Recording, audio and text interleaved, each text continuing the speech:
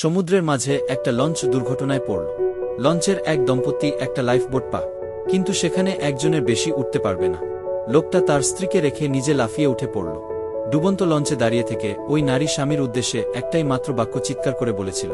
শিক্ষক ক্লাসে এটুকু বলে থামলেন। চারদিকে তাকিয়ে ছাত্রদের কাছে জানতে চাইলে, তোমাদের কি মনে হয় কি বলেছিল সেই নারী? অধিকাংশ ছাত্রই এ ধরনের জবাব দিল যে, নারীটি বলেছিল, তুমি একটা ইতর স্বার্থপর। আমি কি অন্ধই না ছিলাম? শিক্ষক খেয়াল করলেন একটা ছেলে পুরোটা সময় ধরেই চুপ।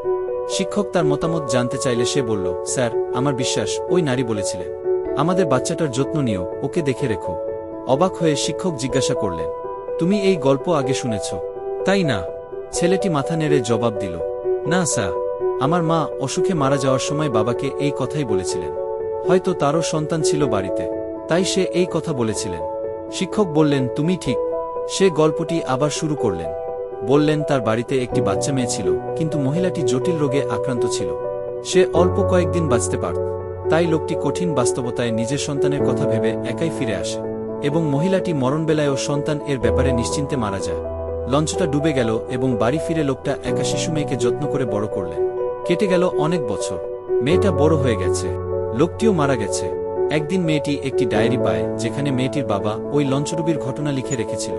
ডায়েরিতে তার বাবা লিখেছেন, আমারও তোমার সাথে সাগরের তলে ডুবে যেতে ইচ্ছে হচ্ছিল, কিন্তু শুধু মেয়ের কথা ভেবে তোমাকে একাই সাগর তলে চিরদিনের জন্য ছেড়ে আসতে হলো।